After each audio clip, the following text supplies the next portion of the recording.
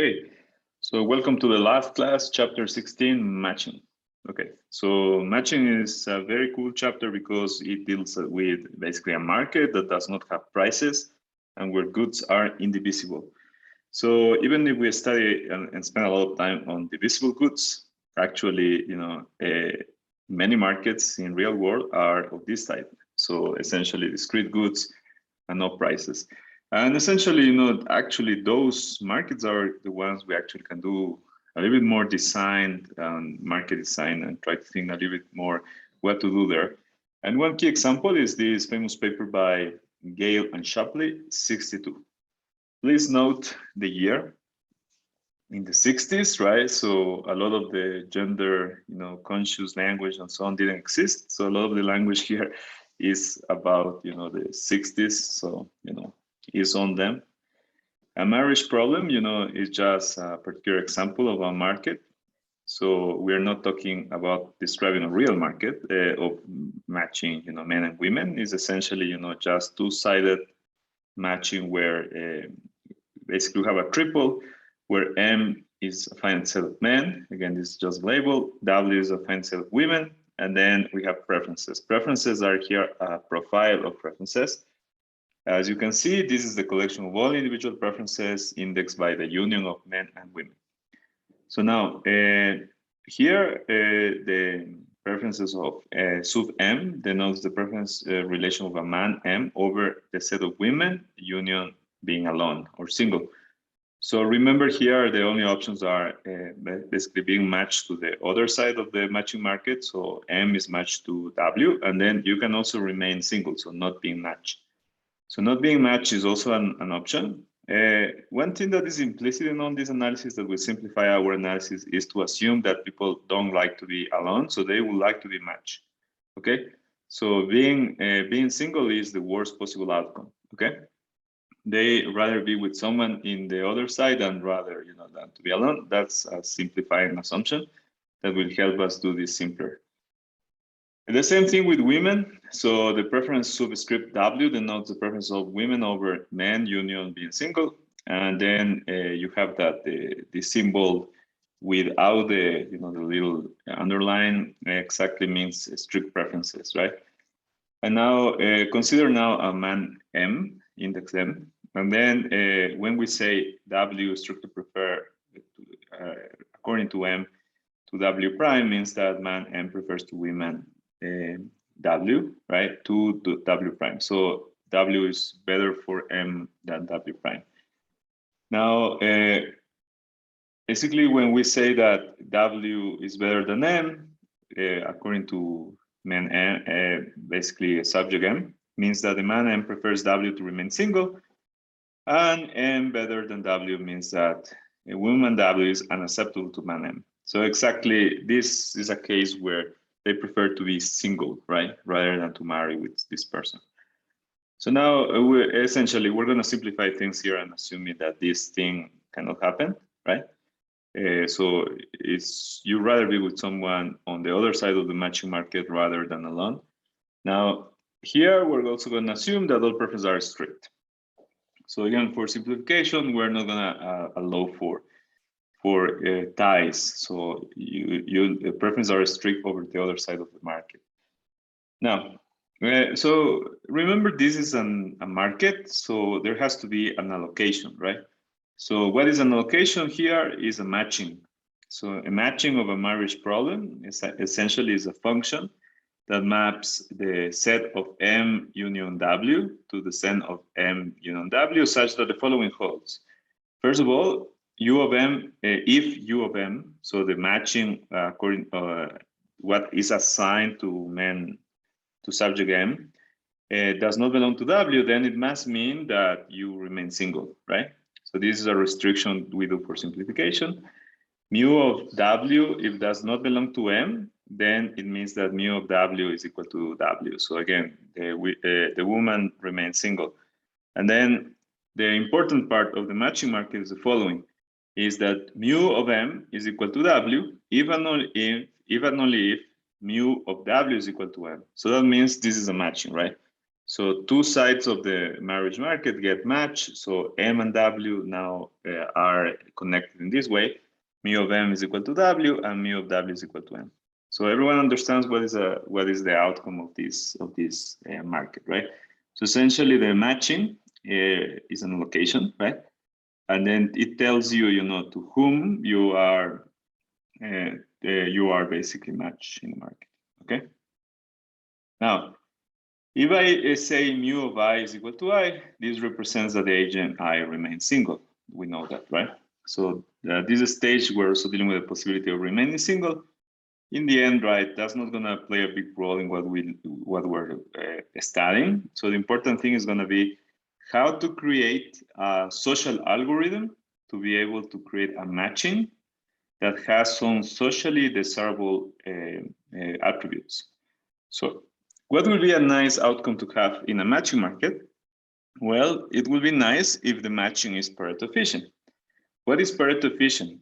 Is that there is no other matching, new, for instance, and new, for instance, such that this, let's change the notation here, I'm using V, such that V is weakly better than mu for all individuals I, and then at least one person has a strict preference such that the matching under V is strictly better than the matching under mu. So note that the Pareto efficient notion has not changed, right?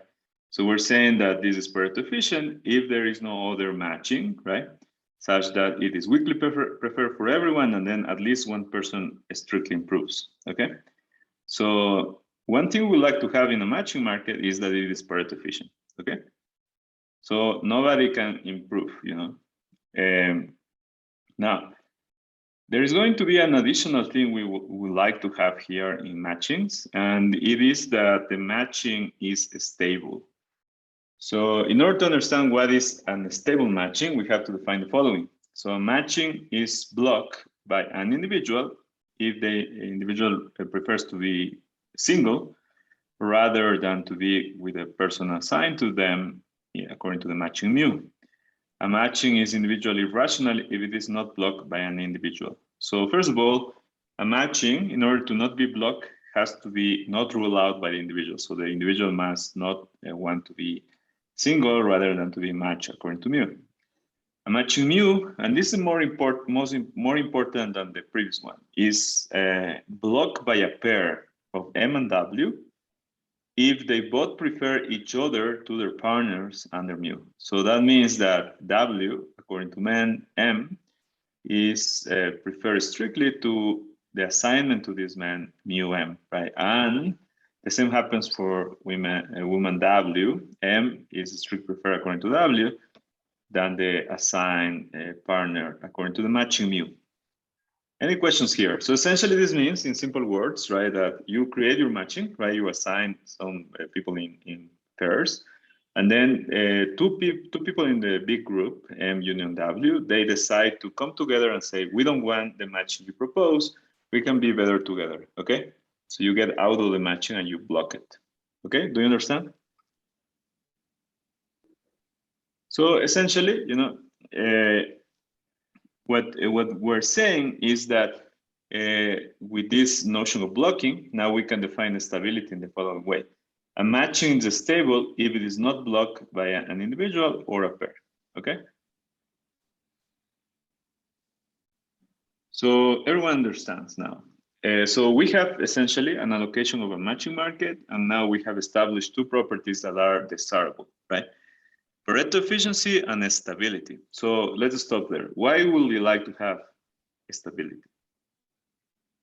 So remember that the job of this assignment, right, is that we want to create an allocation that has some desirable properties, right? So from the societal point of view, right, you don't want to be rearranging each time. You can think, for instance, that doing matches is costly, right?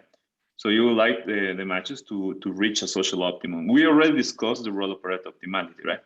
So Pareto optimality should be at this point nothing crazy. So we should accept that Pareto optimality is something desirable. Now, what about the stability? Do you think it's a nice property to have? So essentially, stability means that if you create your matching, right, then someone will break it, right, and say, I don't want it, right? So it can create some frictions, it can be costly and so on. So essentially, right, stability seems to be a reasonable thing to have. Now, I don't want you to believe that these things are written in stone, but many theories in the past have decided that these are two interesting properties that we should have from an outcome, right? So stability is similar to the core. So if you remember this notion of the core that we studied, so essentially when you were studying the Edgeworth boxes, we were saying that a core is a set of allocations that are not blocked by any coalition, right? So in this sense, stability here includes the coalitions of singletons and the coalitions of pairs, right? It does not require any other coalition because you can imagine that it's a marriage market. So you only need a pair to block, a matching. So in other words, in this case, you can already imagine that the stability is related to the core property. Okay.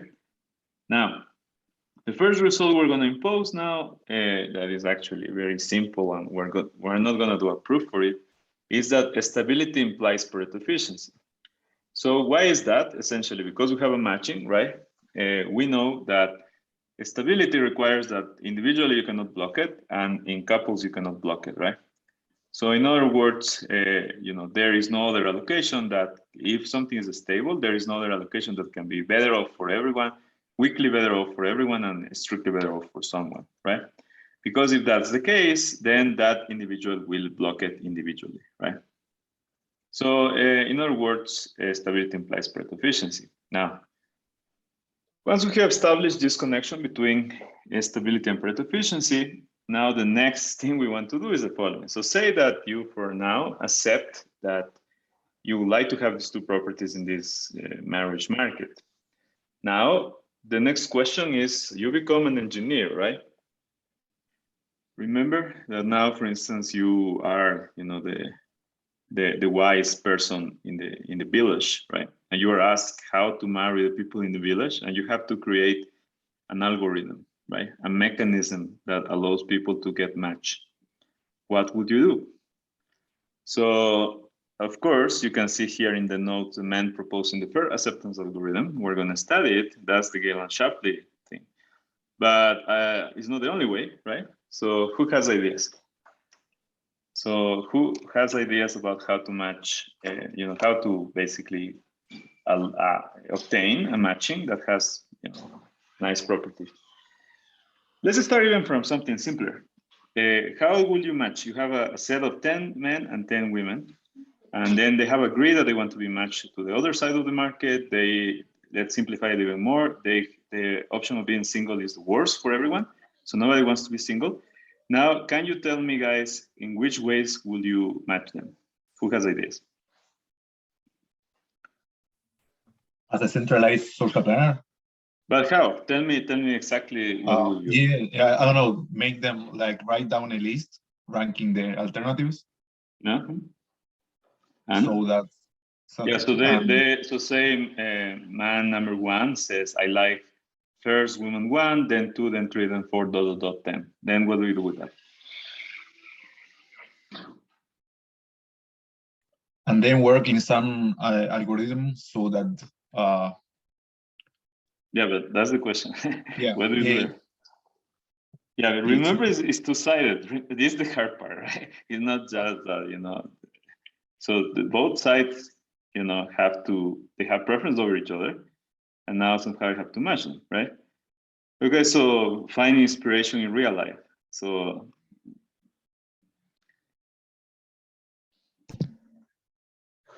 we could just let the women pick their favorites. So if you have you just have an order for the women, and then the first woman picks her favorite of the male, and then that's the matching. So then no woman would want to move from their matching, I guess. But for instance, okay, so your algorithm is interesting. So you create you create a lottery, right? And then you generate a ranking for women. So that's basically their position in a line. So you draw one person, right? You're the first one, then you choose a man. Okay. That is a good algorithm if men didn't have preferences, right? if they were picking, for instance, houses, that's like in fact an algorithm. So that's called serial dictatorship. Is a good algorithm when the other side doesn't have preferences. Okay, we're gonna study this later. But the issue is that, for instance, say a woman is chosen and then she picks, man number one. Now, what happens if that person rejects? I guess you'd have to assume that the men would rather like accept the matching than be single, or yeah, but you see the issue, right? So this is more an algorithm for assigning houses, for instance. Okay. Now, so who has an idea? Who can improve upon that? It's not a bad idea, actually. It works for houses, right? And now you have to try to change it a bit. So an algorithm that gives you like the most preferred alternative, such that that alternative also is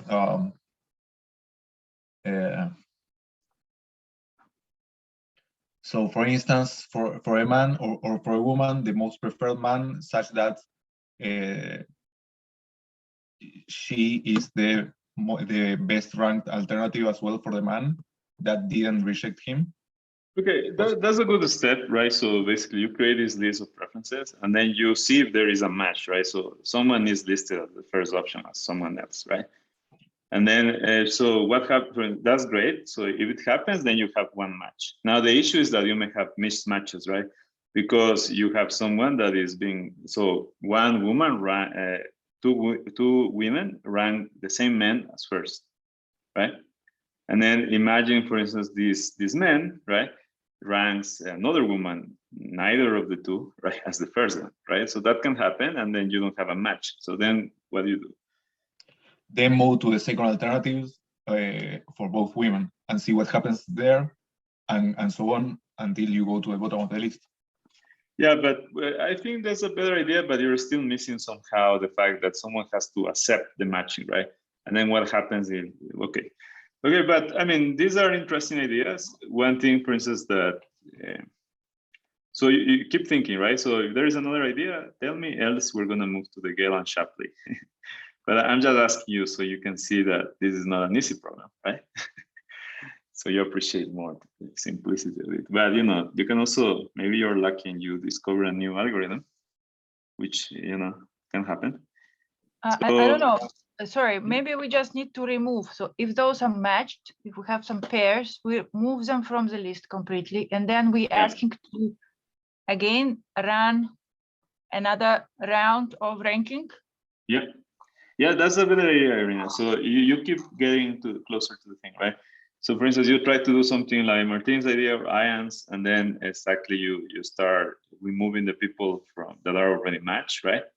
And then you ask people to rank them again, and then you keep going, that can help. Now, that's a way to match stuff, and I think that's a good way. Now, what is the caveat here is that sometimes these kind of algorithms may not be stable, right? So I'm going to explain why, for instance, right now. So imagine, for instance, that someone receives a proposal, right? So say you let women choose first. So they propose to some man, and then the man, maybe has another person as the first person, right? But in the first round, they did not receive the proposal, right? So what does this person does, the man? So the man will accept it because he says, I didn't receive the proposal of the person I really wanted. This person is the second best, right? So I'm going to take it because according to your algorithm, right, you have to either accept or reject at that moment, right? So then, this person says, I cannot wait, I'm going to take it. But then next round, right, the first best of man one appears, right, and said, I was rejected by my first choice. I want to be matched with you now. So, and this person was already matched. So then what happens?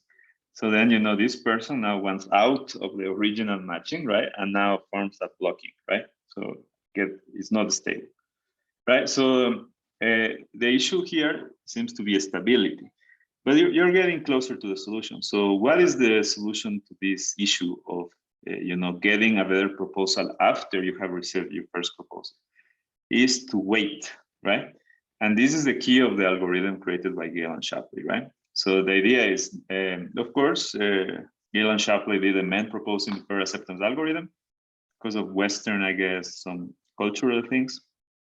So step one, each man M proposes to his first choice, if any. So the order actually matters, you will see later, but the order of who proposes first, men or women, will not change the fact that we're gonna get a stable and Pareto optimal allocation. Now, the fact that men propose first is gonna give them some advantage in terms of having better outcome for them, okay? So in this setup, the people proposing will be the better off in a broader setting, but that's a good exercise to notice that Pareto efficiency is not about equality or getting what you want, but rather is about efficiency, right? So these algorithms will be still efficient, even if you have to choose one side. So let's go without further ado to the algorithm. So step one, each man M proposes to his first choice, if any. Each woman, and this is the important part, rejects any offer except the best acceptable proposal. But they do not accept it right away, so they cannot be removed in the first step, right? Women will hold the most preferred acceptable proposal until the next round. So they can reject immediately those inferior proposals and hold the best one so far, but they will not be forced to accept it.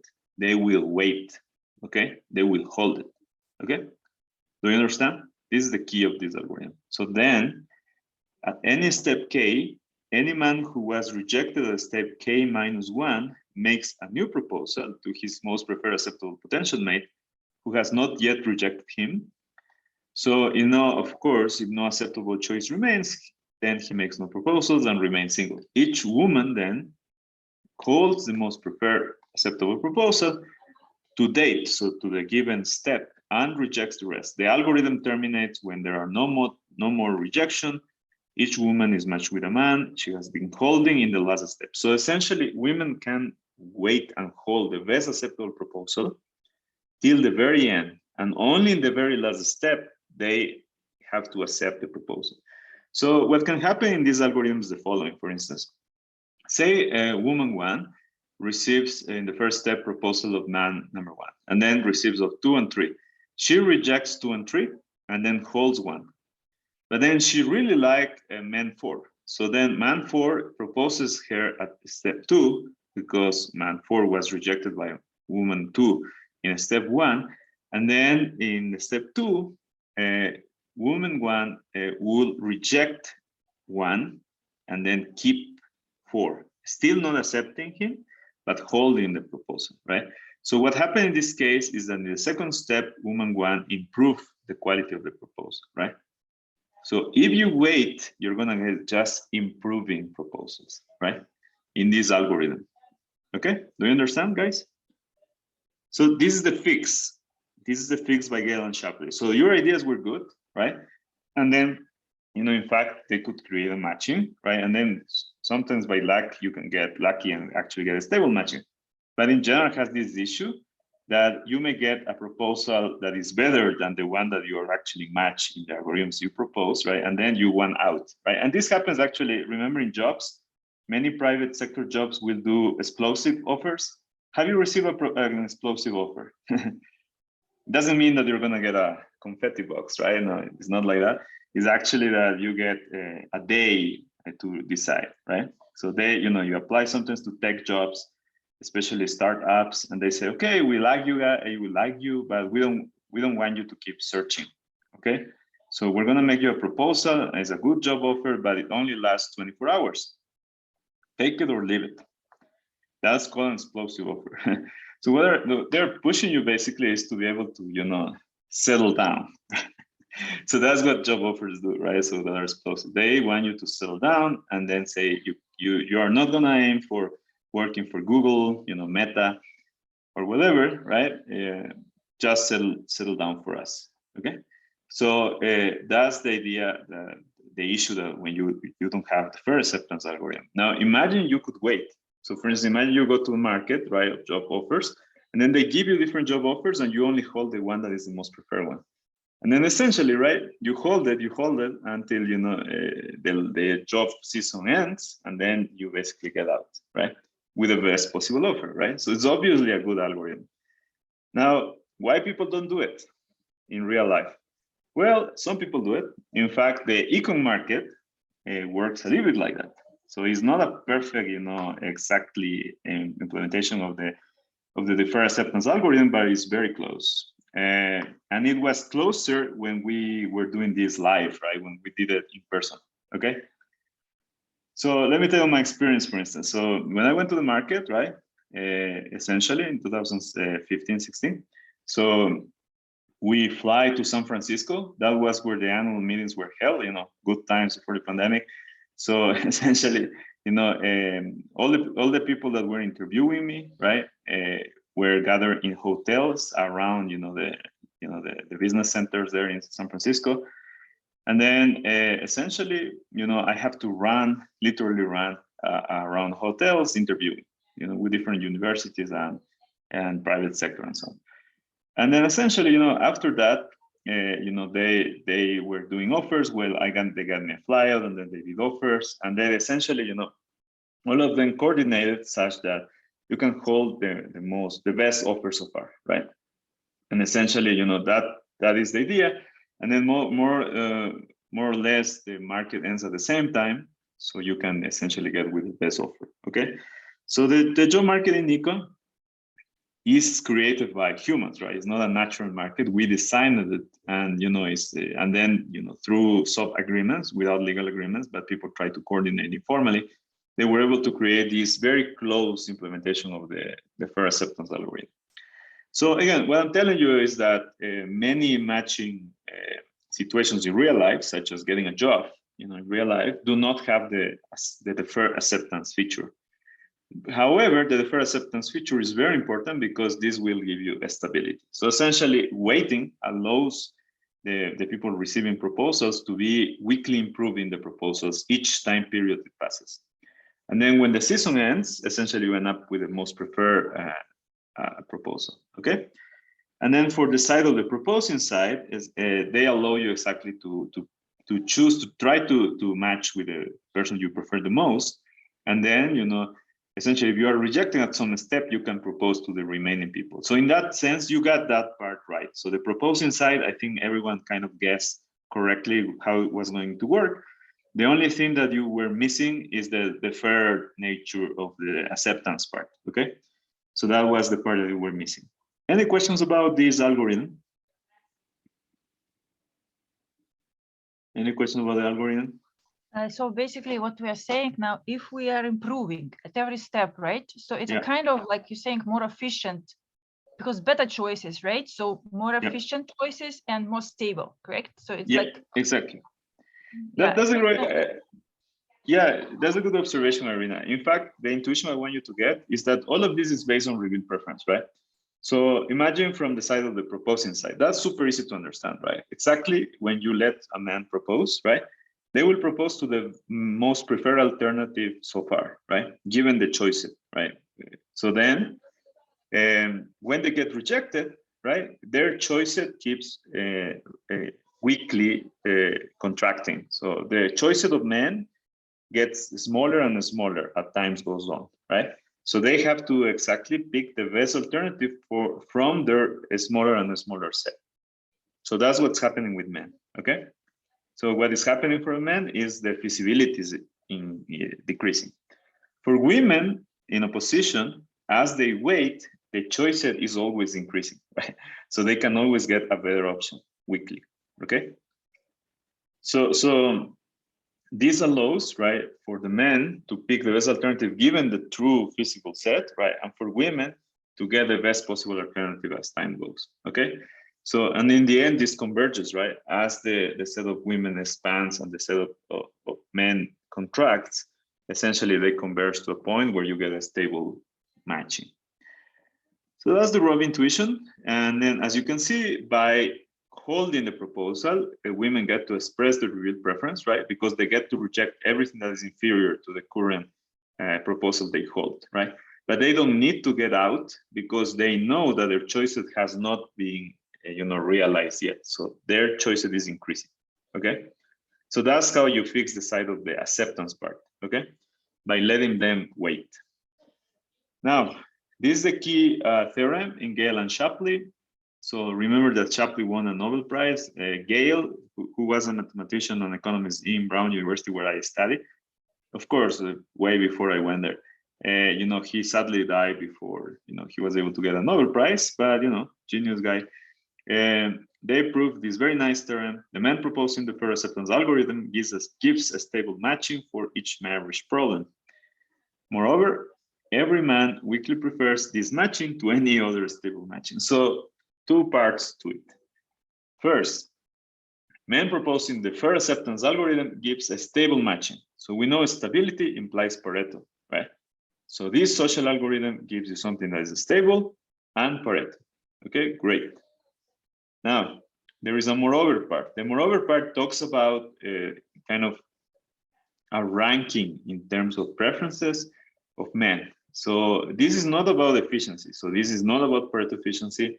This is only about, you know, absolute ranking, about stable matchings, the set of all stable matchings. And turns out that when men start proposing, they get their most preferred allocation from all the stable matchings. So in other words, if women were to propose first, they will end up better off, right? Better off than men. So here there is an advantage of being the proposing side. Okay, there is an advantage of being the proposing side. Now, this, you can talk about this like equality, right? For instance, if you are a market designer and you somehow decide that men should propose, then essentially you're creating an equality issue. But by using the fair acceptance algorithm, you are creating an efficient allocation. So you always have to make the differentiation between efficiency and inequality, right? So for instance, who can tell me a fix for this algorithm in order to remove the inequality issue? So how do you deal with the fact that you have to pick a side, men or women? So you have to pick a proposing side. Can you do a modification of this algorithm to increase inequality, to increase equality?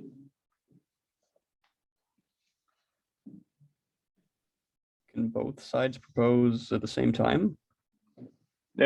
But that will require so that could be a completely different algorithm. So because when you propose, then what do you do? So people will be holding, and then, so you can think more about it, right? But think about something simpler. So for instance, what Severin is thinking has some issues, right? For instance, imagine someone proposes at the same time, right? Now you are playing both the role of proposing and accepting offers. So what do you do? For instance, you can keep proposing and then holding, but then how do you resolve some conflicts there? So yeah, I think it's an idea that you have to explore, definitely. It seems fun, but there is some caveats there that I can see quickly that needs a little bit more polishing. So definitely think about it. Now, what is another thing you can do? Like, I mean, who knows soccer? What do you do when you?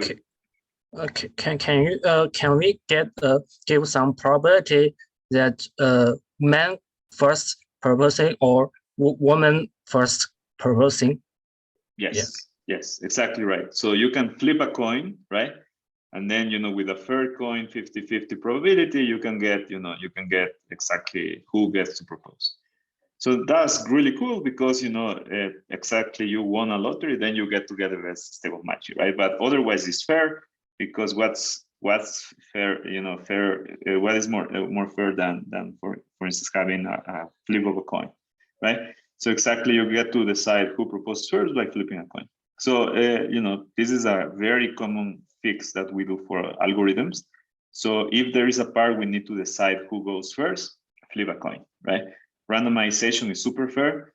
You basically run a lottery, okay? So great, Rachel. Now, let's prove it. So the proof, as opposed to many other proofs we have done in the class, is a very simple proof. So it does not require heavy math or a lot of symbols. It's just, you know, a simple logical steps, okay? So the first thing we're going to prove is the improvement lemma. So we already discussed this. We also, Irina made you know, an observation, and all of this is essentially a formalization of this. So what I'm going to say is that the receiving side, the one that is receiving proposals, essentially will weakly improve each time it goes, okay? So because you're weighting you are deferring acceptance, you can improve your situation every step. So if M proposes to W on the kth day, then on k plus I, so the day after tomorrow, for instance, for all I, W has someone M prime that has proposed to W such that M prime is better than M, according to W. So in other words, right, so this woman essentially can guarantee that someone better will come the day after tomorrow, okay? And this just by virtue of waiting, right? Suppose towards contradiction that on the J day, J greater than K, we have the first counterexample where W has either nobody, so she's gonna remain single, or some M star, such that the current proposal is better than M star. So M star comes later on, right, on the I day. And then this person happens to be under this towards contradiction proof worse than the current proposal that the woman is holding.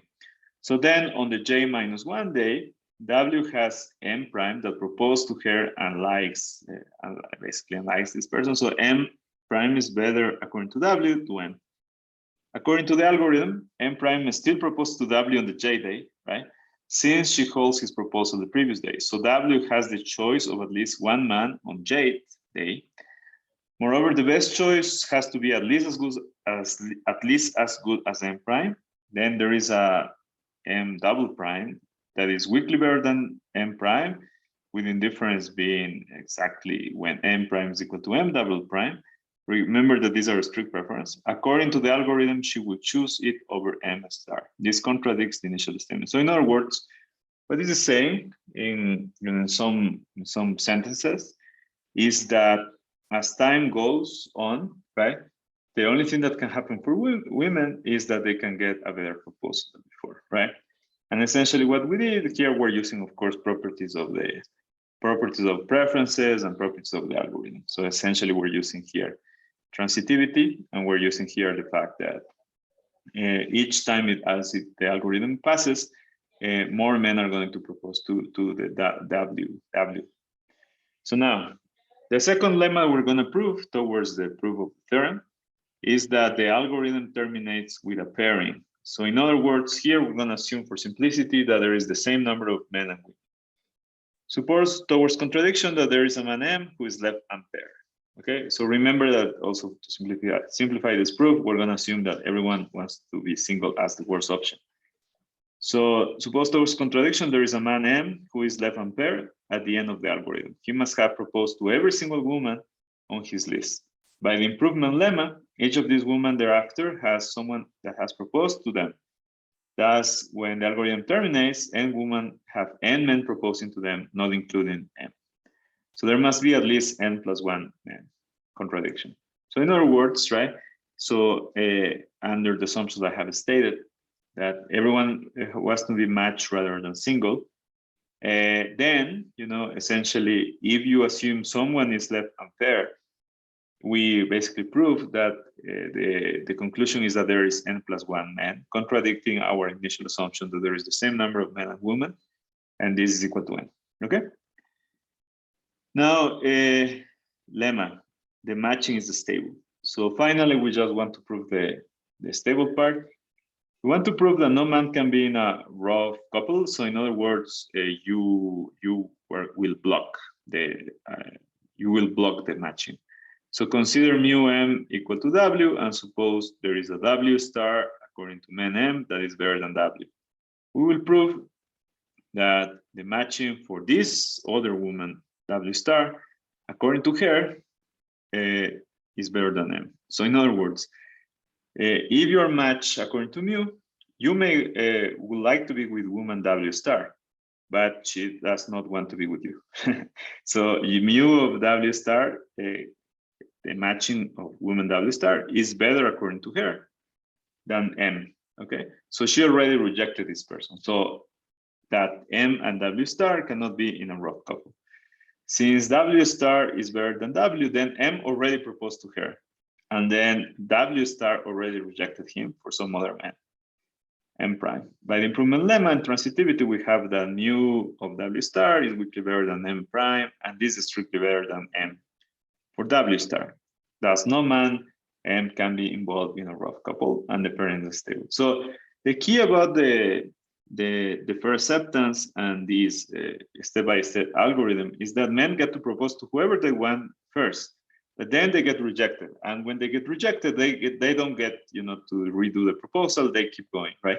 So they cannot be in a rough couple because this is a mutual agreement, and, you know, whoever they would like to be that is better than the current matching already rejected them. Okay, do you understand? So that ensures the stability.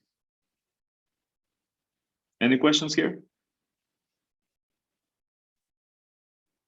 Okay, so this is super nice, right? Super clean, nothing fancy, no crazy math. It's just simple logic. So the algorithm exactly produces a pairing and produces a stable pairing. Okay, so this is great. So this opened, you know, a Pandora box. This was kind of a, you know, moment of enlightenment for all the profession, right? So essentially, you know, Gale and Shapley came, wrote this very simple, you know, paper, and then tell you, look, you can now, instead of just studying, you know, econ in the wild and observing how people behave and trying to guess, you know, how they form prices,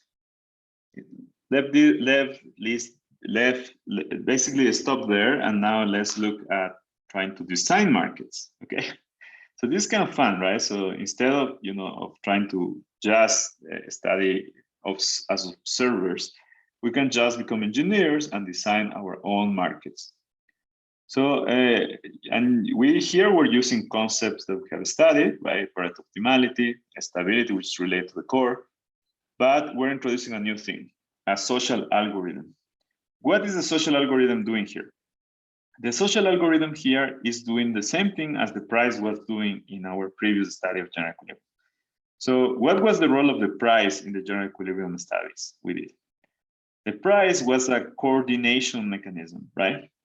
This price, everyone saw it, and they were able to trade according to this price, right? And they were able to achieve a Pareto optimal allocation using this common signal.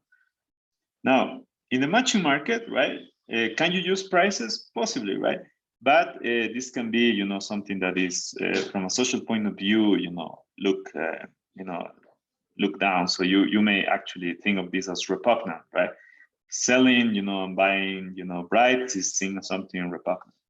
So there is a paper by, you know, I forget the name. So there is a paper about repugnancy, you know, in econ.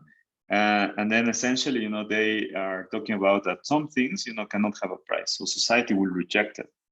So, you know, not always you can have a price. So marriage market is one such a case. So then you still want efficiency, right? What economist does it with business? You want Pareto efficiency, you want stability. What do you do to replace a price mechanism?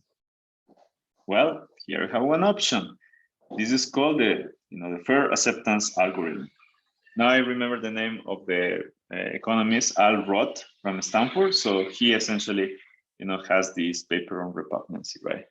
And basically defending the fact that there is a lot of space to do mechanism design without prices, because in many cases you cannot put a price to things, right? Just because of society restrictions. Now, so what are other advantages of this algorithm with respect to prices? Tell me, what do you think about this and compare it to prices? What do you think is best? So for a second, let's be pure economists and don't care about ethics, right? Just scientists.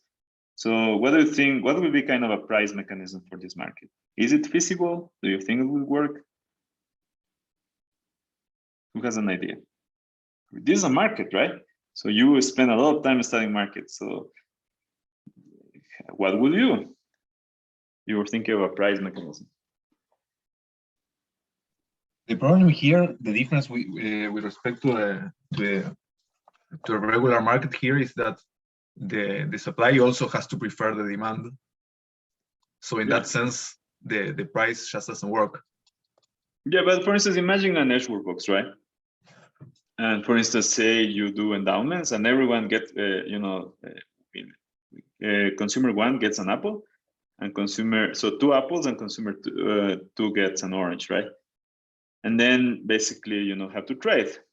So in that sense, you know, this is kind of barter. For sure, is a bit different, but they still have preferences, right? You can even make it simpler to make it even closer, right? So one side gets an apple, the other side gets an orange, right? And then you can first just create 10 of these consumers, and you get an apple and an orange. And then essentially, some of them may like to exchange them, and some of them will not like to do it. So in the dashboard box, you get a price at which you can get to exchange, right? And then you get your better preference. So in that sense, I agree that this is not like people choosing over markets.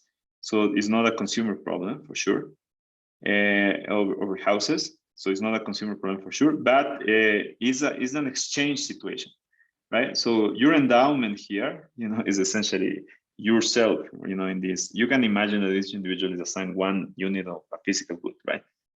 The same thing. And then essentially you want to create trades, right? So in that sense, it's not that different from what we have studied.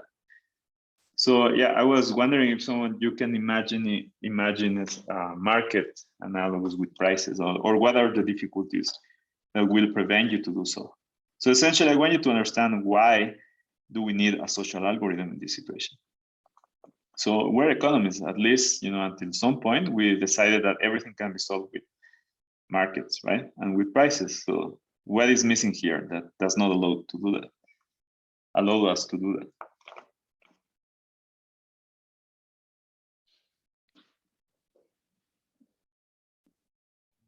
Maybe it's the wrong idea, but could you create an auction? Like, I'm wondering if the price is high enough, at some point you'll get a match, because people will sort of, regardless of their preferences, if the price is high enough, if they agree to match, then they'll do it. Yeah. So that's interesting, right? So what Severin is saying is that sometimes you allocate goods through auctions, right? And in an auction, for instance, someone makes a bid, right? And then there is some mechanism in order to use those bids to allocate the good. Now, for instance, let's imagine a simple auction where, essentially your first bid is the one you are going to use, right? So in this case, you can create, for instance, imagine you're a market designer, and you get these people that get to participate in your reality show, right? And they want to be matched by an economist, right? A PhD. So science, right? So then you decide to create, this fake money that you call, the bachelor coin. And then essentially you give to them, 100 bachelor coins to each, and then essentially they get to bid to whoever they want the most, right? But yet again, this seems to be good if the other side with houses, but the issue here is that they have to somehow accept or not, right? So remember that here, as Martin said, right, the other side has preferences, right? So in a bidding, in an auction, the item does not have preferences, right? It's just assigned to the highest bidder. The issue here is that they still have to accept or not, right? Professor? So, yeah. Yeah, just a question. So before you mentioned the bachelor coin, I was just usually thinking of prices as dowries, or would that be a wrong way to think about things? No, that's correct. So I was just mentioning that, you remember that in an exchange situation, we are creating some endowments, right? So I was saying, you can, for instance, if you want to create prices, you also have to create some initial endowment. So then they can exchange, right? But you are right. So the dowry would be kind of an equivalent of a price. It's very hard to create a real life analogy, right? Because, but what I was asking you more is to think if there is a money or price, mechanism that could replace this thing.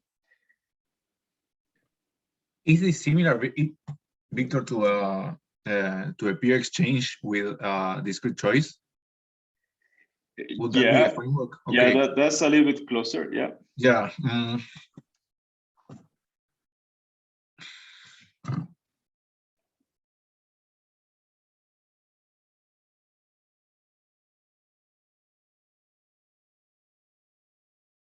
Yeah, so you see, right? So it seems that this market, is not essentially well suited for prices, right? So there are some issues here that we cannot really handle with them. So this is something I want you to keep thinking about, right? It's a good question in general. I'm gonna leave it as open. So can you create a market, that has prices that could do the same thing and create a Pareto stable allocation? Now, well, the key thing here is that we're creating a market that does not have prices with discrete goods, right? That is able to produce a Pareto stable allocation. Pareto optimal allocation, a stable allocation, right? And is able to do it in finite time, and it's easy to implement. So that's amazing, right? So this opened the door to a new field in econ, which is called basically market design. So can you guess why, right? So market design is a great name because essentially tells you, we can actually create our own markets, right? Where we can implement, Pareto stability usually, and other kind of nice features we like by means of a social algorithm, okay? So what are the applications of this? Obviously, I told you one is the labor markets, right? So labor markets, if you're able to coordinate within a certain sector, such as the econ universities, then you can actually create a way more efficient allocation. As I mentioned, right, one big issue that you have, for instance, when you have lack of the fair acceptance, is the lack of stability. So think of a situation with this startup I was mentioning, right? So you are young, you go and start applying to jobs. You apply to several positions, you apply to Amazon, to some new startup, to Meta, to Uber. And then, you in fact would like to go to Amazon. But then, in the process, you get an offer from the startup. They give you an explosive offer, then you take it. Then tomorrow, Amazon comes and say, oh, we want you.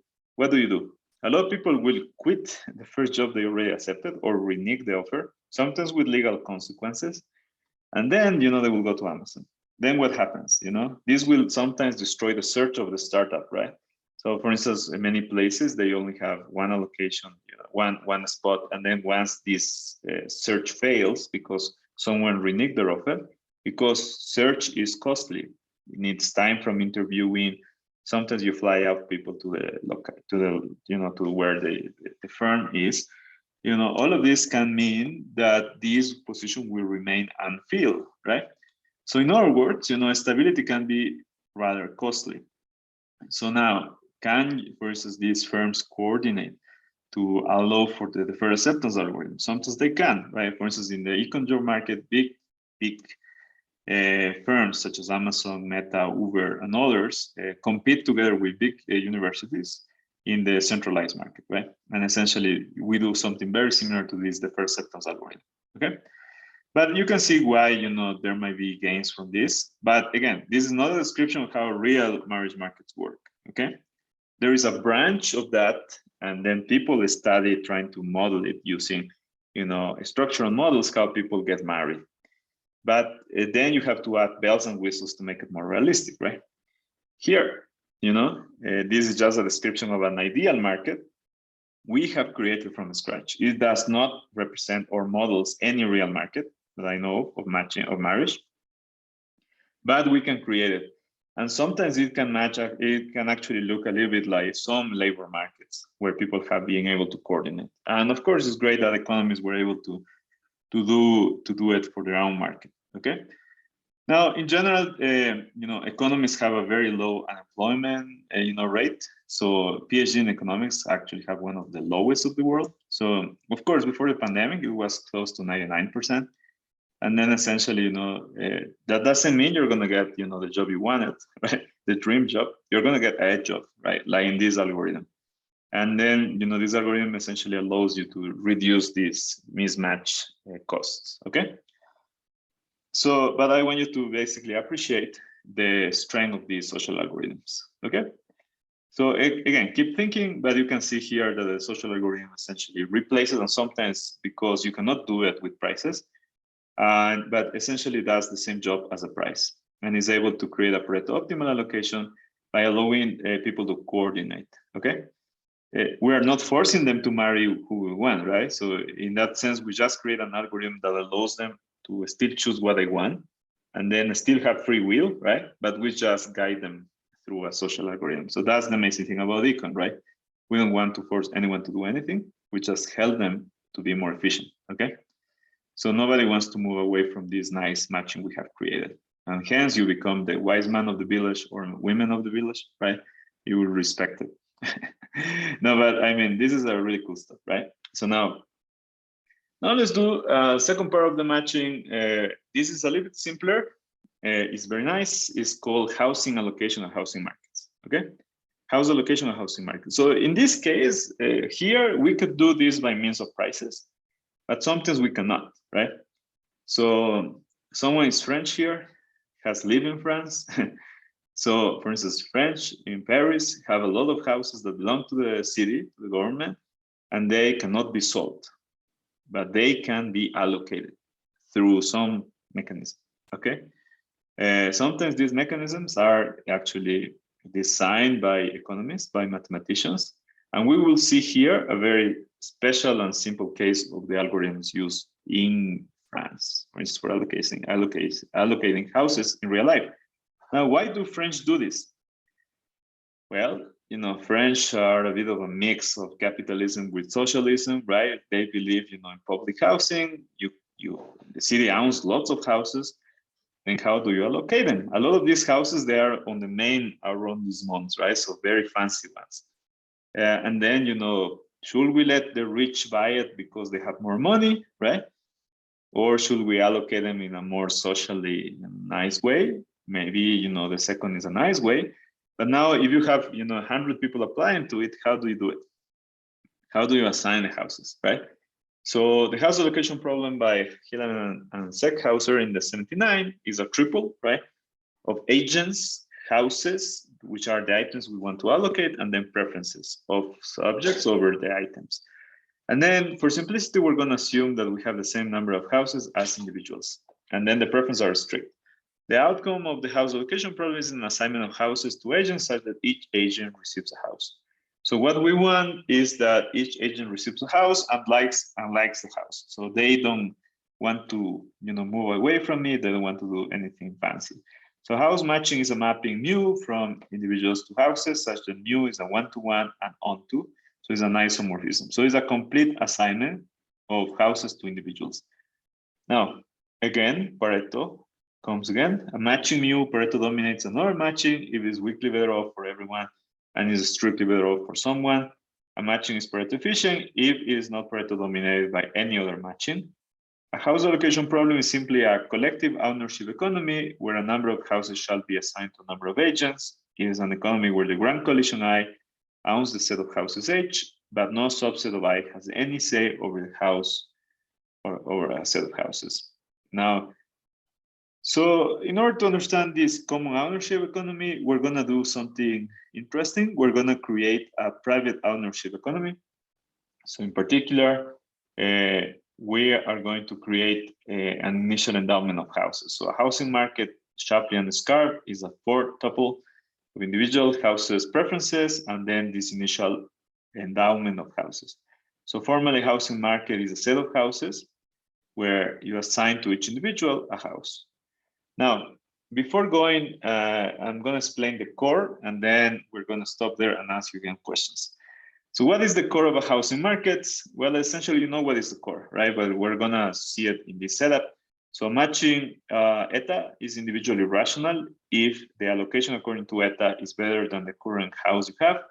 A matching eta is the core of the housing market if there is no coalition. That means a subset of individuals in I, and another matching nu such that or V, easy, V is better. Essentially, all these VIs that belongs to the set of houses in the coalition T are such that the allocation under V is weakly better for each individuals in the coalition T better than eta, and then that there is at least one individual in T for which this V assignment is better than the eta assignment. So in other words, we remember this from the core. It means that this coalition will block the original allocation eta, and then essentially the V coalition is going to be preferred by the T coalition. The V assignment is going to be preferred by the T coalition. Now, once we have discussed these desirable outcomes of the matching, so we would like to have Pareto efficiency, and then we would like to have also the core property in the allocation of houses. How would you assign, if I give you this problem, if you are a French economist and you are asked to allocate houses, how would you do it? So for instance, Ian told me a particular solution, right? So can you repeat it, Ian? Yeah, so basically I just you'd have a random ordering of people, and then the first person would just pick their favorite, and then the second person would pick their favorite. Yeah, or the that favorite of their allocation. mail. That allocation is pretty great. It's called the serial dictatorship allocation or mechanism. So essentially, you create a random ordering of agents, a lottery, and then you allow the first agent to choose the first best. So this has a lot of nice properties. In particular, this produces a Pareto optimal allocation. Now, I don't remember that one produces a core allocation. So I'll have to remember that. But that's one particular way to do it. Okay, so great. Yeah, another person has an idea. So this one is easier, right? Because you don't have the two-sided preferences. You just have one-sided preferences. Who has another idea of how to allocate the houses?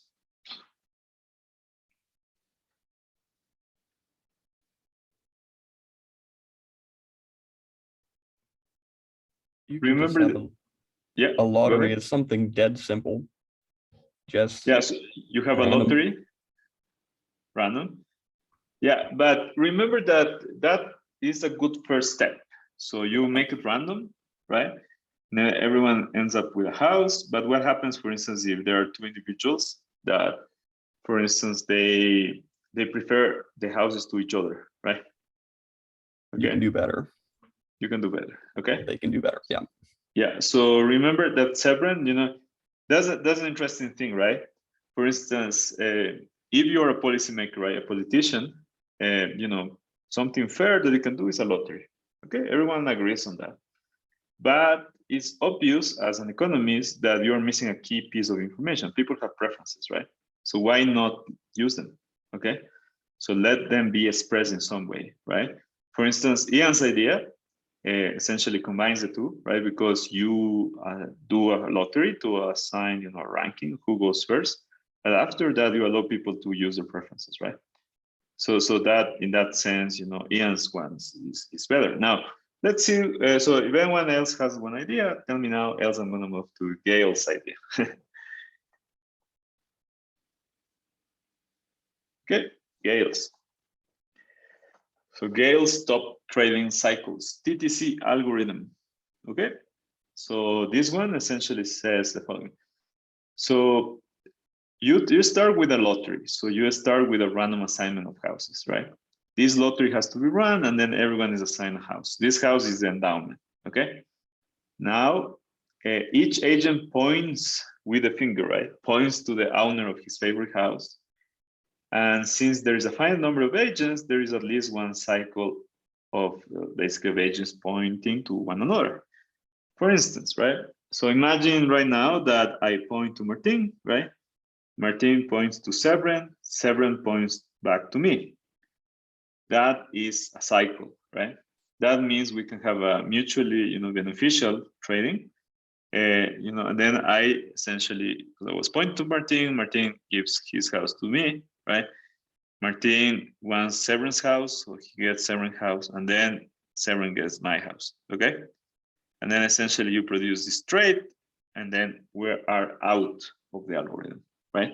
The moment a cycle has been formed, we're out. What's the simplest cycle is the pair cycle, right? So I just point Martin to Martin, and Martin points to me.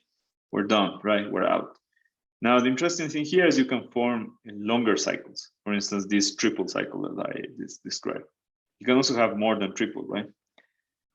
Now, in general, at step K, so once we have removed the people forming a cycle, right? Then if there is still people around or houses around, each remaining agent points to the owner of his favorite remaining house. Every agent in a cycle is assigned to the house of the agent he points to and removed from the market with his assignment. If there is at least one remaining agent, proceed with the next step. Do you understand the process, right? So essentially, the simplest form of the trading cycle is I point to Martin, Martin points to me, but there are more complex cycles such as I point to Martin, Martin points to Sebren, Sebren points to me, right? That's a cycle of 3. And then you can imagine cycles of 4, cycles of 5, cycles of 6. Actually can be a complete cycle and everyone has changed their houses, right? Everyone understands the top trading cycle? So the top trading cycle starts with a lottery and then allows mutually beneficial trades. Okay? So what is nice about it is that it allows people to reveal their preferences again. So now, theorem in Roth and Postlethwaite 77, the outcome of Gale's TTC algorithm is the unique matching in the core of each housing market. Moreover, this matching is a unique competitive allocation. So in other words, so the core is Pareto. We know the core, whatever is core is stronger than Pareto, so it has to be Pareto. It turns out that this is a unique matching in the core. So essentially, for instance, Ian's algorithm can be Pareto, but essentially can only, if by luck it coincides with the TTC's algorithm, that it will be in the core, right? So the TTC's has this additional feature that is essentially robust to coalition blocking, okay? Why it is important? So let's think a little bit about, for instance, the serial dictatorship that Ian's proposed. For instance, it is true that it's Pareto, right? Because nobody can improve, strictly while, not making someone worse off, right? Now, but it is not, immune to coalitions blocking them, right? For instance, there can be a group of people saying, I don't want to be part of this kind of assignment. We can get better off assignment if we move away, right? So essentially, the top trading cycles algorithm includes these coalitions because, as you can see, once you form a cycle, this is a potential coalition that could have blocked the matching, right? So essentially, for instance, Martin, Severin, and I could have, remove our houses from the mechanism and just do a mutually beneficial trade. Okay. So in that sense, the top trading cycle is internalizing those possible blockings, allowing them to happen already, and then of course, becoming the only matching in the core. Now, so here we're gonna do proof. Again, the proof here has a little bit more notation, but it's quite simple. Again, remember that the notion here in all matching algorithms is that you use reveal preferences, right? In the first round, you point to the house you like the most, given the current houses. So whatever you are pointing to is the most preferred alternative, right? If a cycle is formed, it's just the fact that you're able to have mutually beneficial trades. Once you remove these subjects that form a cycle from the market, then the remaining houses, you get to point to the remaining houses and still you reveal preferences given your smaller set. So each round here, the set of people is getting smaller, right? So then again, you are picking the best that you can. So in that sense, you should expect these things to be Pareto because everyone is doing the best they can, so it's completely efficient. What covers the coalition part is that you're allowed to do these big cycles, right? So this is the intuition. Now the formal part. So let mu be the resulting matching from the TTC. Suppose there is a coalition T who deviates profitably from mu, inducing a second matching V. Then, by definition, each I in the coalition prefers this V to mu. And then, we find an agent A, so this towards contradiction, that is matched first among the subset in the TTC algorithm. Then VA is owned by an agent B in T who is removed by the TTC algorithm in a strictly early step, say by cycle CN. So in other words, if you have something that is better than the current matching, then possibly it was already in a cycle that you were not part of, right? And it was already removed. So it's very similar to the reasoning of the deferred acceptance algorithm, right? If you want something better that you already have, it is because you couldn't get it, right? It was in a different cycle from which you were pointing to, right? It's the same logic as the deferred acceptance algorithm. Remember that people here are pointing to the most preferred thing. If they don't get it, it means basically you were not part of the cycle, right? So essentially, right, if you're assuming towards contradiction that you have a better matching, this matching must involve a person that was already in a cycle that already was removed in a previous step, okay? Then B obtains a house B prime that belongs to T union CM, both in B and in mu, and BK belongs to T intersection CM, obtains VA both at B and mu. This is a contradiction, right? So the matching produced by the TTC algorithm is unique. Consider an arbitrary matching now B different from mu and fix A to be the first agent with matching VA different from MUA according to the order of being matched in the TTC. Let CM be the set of agents that form a cycle that include A. And now then any agent B who are matched before CM satisfy the of B equal to mu of B. By construction of TTC, mu of B is weakly preferred according to B than V of B for all B in the CM cycles, because in B, all preferred goods are allocated to those who are matched before CM. Now, furthermore, since VA is different from mu A and A is in CM, we have that the mu A is strictly preferred to VA. And then essentially, since for any V in the CM, U of B is an initial house owned by some other agent in the cycle M, these facts imply that CM can profitably deviate from B to mu. So in other words, this thing is the only core allocation. And then essentially, we remember that the core also implies Pareto. And in fact, this is a unique competitive allocation, because remember that this competitive allocation means that is the allocation that nobody can basically improve upon under this algorithm. Okay, so any other questions here? Essentially with this, we have covered the TDC algorithm and the fair acceptance algorithm. Now, are these the only two things we can do with respect to matching? Well, no. So this is just the, opening the Pandora box. So since then, people have studied all sorts of assignments in markets that do not allow prices.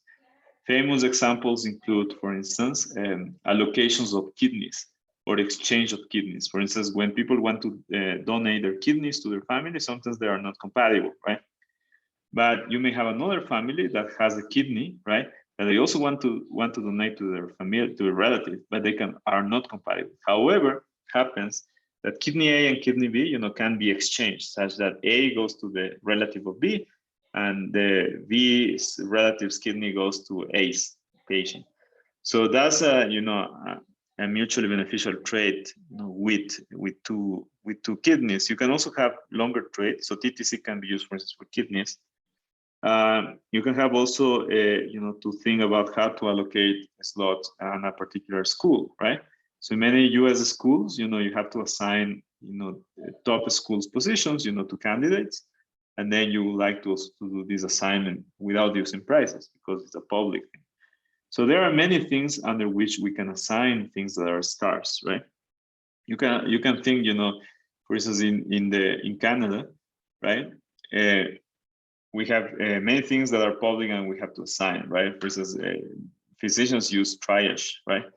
To try to allocate, basically access to medical services and goods. So is there a space for mechanism design? For sure. A lot of economists work in the time of the pandemic, how to work, to improve triage in a better way. So, this is, very wide field that has a lot of applications and essentially asks these questions of how to create socially desirable outcomes by means of social algorithms. And essentially here, we are in a world that there are usually no prices, either because they are repugnant, culturally unacceptable, forbidden by the law, or sometimes just impractical. And we have to still create markets from scratch here in order to be able to allocate efficiently items, right? Or to be able to allow trade to happen efficiently. Any other questions here? So essentially, this is the last chapter.